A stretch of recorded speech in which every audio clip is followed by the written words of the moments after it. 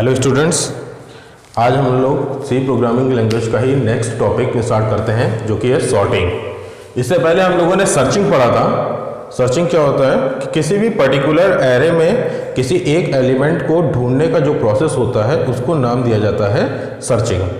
अब हम लोगों को पढ़ना है सॉर्टिंग। सॉर्टिंग क्या होता है, जैसा कि आप देख रहे हैं कि आपके पास ये वन डायमेंशनल एरे बना हुआ है और एरे के जो एलिमेंट्स हैं वो किसी भी सीक्वेंस में नहीं लिखे हुए हैं, ना तो ये असेंडिंग ऑर्डर में लिखे हुए हैं और ना ही ये डिसेंडिंग ऑर्डर में लिखे हुए हैं। तो इनको असेंडिंग या डिसेंडिंग ऑर्डर में अरेंज करने का जो प्रोसेस होता है उसी को नाम दिया जाता है सॉर्टिंग। तो इसलिए पहले डेफिनेशन देख लेते हैं। Arrangement of elements of an array in increasing और decreasing order is known as sorting. यानी किसी भी एरे के एलिमेंट्स को अगर हम इंक्रीजिंग या डिक्रीजिंग ऑर्डर में अरेंज करते हैं तो इस प्रोसेस को नाम दिया जाता है सॉर्टिंग। सॉर्टिंग आपके पास कई तरीके की होती है, bubble sort, selection sort, insertion sort, quick sort, merge sort, bucket sort etcetera.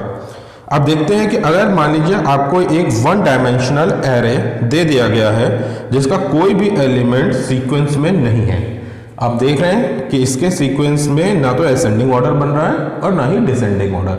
तो इसको अरेंज कैसे करेंगे, इसका क्या प्रोसीजर होगा उसको देखते हैं, उसके बाद इस पर बेस्ड प्रोग्राम करते हैं। तो इसका सॉल्यूशन देखिए। सबसे पहले आपको अगर हमें इसे इंक्रीजिंग ऑर्डर में अरेंज करना है, इंक्रीजिंग ऑर्डर का मतलब हो गया कि सबसे बड़ा एलिमेंट सबसे लास्ट में जाना चाहिए और सबसे छोटा एलिमेंट हमारा फर्स्ट पोजीशन पे आ जाना चाहिए। इसी को बोला जाता है इंक्रीजिंग ऑर्डर। तो आपने जो आपको एरे दिया हुआ था वो एरे लिया यहाँ पे।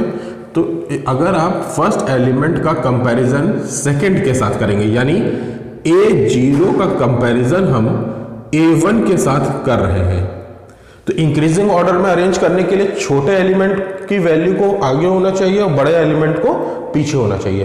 तो अगर आप देखिए यहाँ पे उल्टा है, यहाँ पे बड़ा वाला एलिमेंट आगे है और छोटा वाला एलिमेंट पीछे, यानी कि यहाँ पर आपको स्वैपिंग का कॉन्सेप्ट यूज करना पड़ेगा। अब आप इसको क्या करेंगे, स्वैप कर देंगे। स्वैप करने पे जो रिजल्ट आएगा वो आपके पास ये आ रहा है 7, 9, 12 एंड 5। तब आप देखिए फर्स्ट टू एलिमेंट आपके अरेंज हो चुके हैं। अब आप क्या करेंगे, A1 का कंपैरिजन A2 के साथ करें।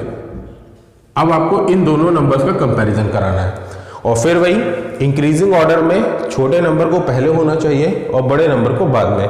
तो ये ऑलरेडी अरेंज है, इसलिए यहां पे आपको स्वैपिंग का प्रोसेस करने की कोई जरूरत नहीं लगेगी। आप इससे और आगे बढ़ेंगे।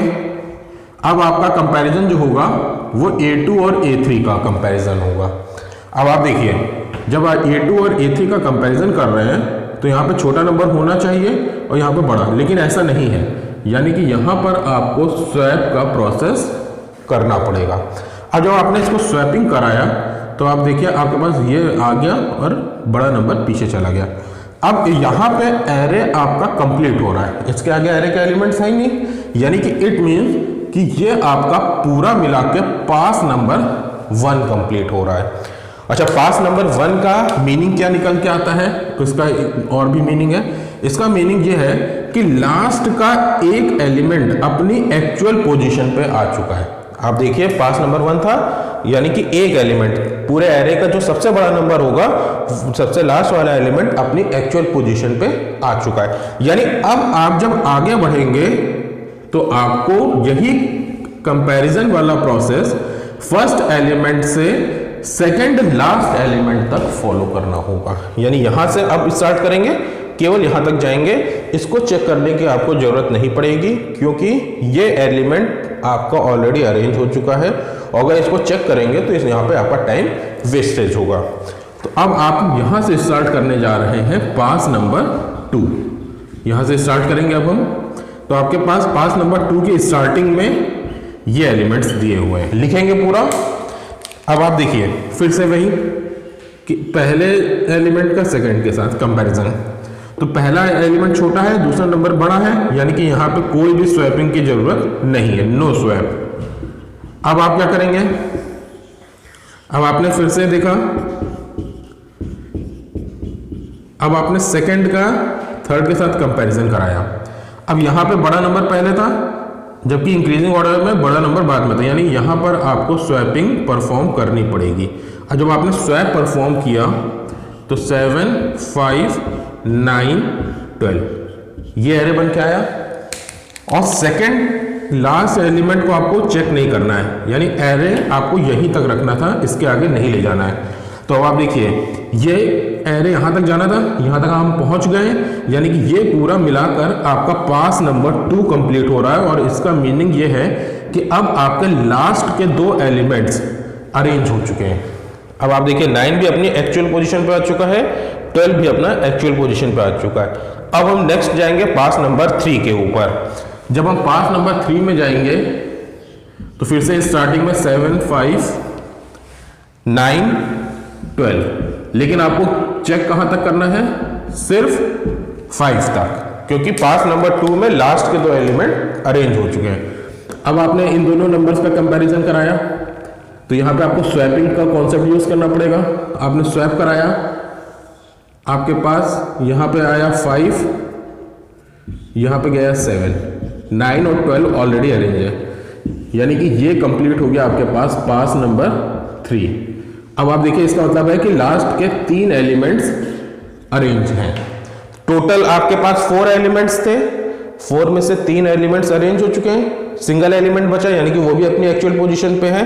तो एक कॉन्सेप्ट आप और याद कर सकते हैं कि अगर टोटल नंबर ऑफ एलिमेंट्स 4 हैं तो आपके पास नंबर 3 तक जाएगा। अगर आपके पास यहाँ पे 8 एलिमेंट्स होते तो टोटल 7 पास तक जाता है। और आप ये भी चेक कर सकते हैं कि एक ही पास के अंदर जो कंपैरिजन करा रहे हैं वो भी कॉन्टिन्यूसली कम हो रहा है। पहले वाले में पहले पास को कंप्लीट करने के लिए 4 टाइम कंपैरिजन हुआ, इसमें 3 टाइम हुआ, इसमें 2 टाइम में आपका फाइनल रिजल्ट आ गया।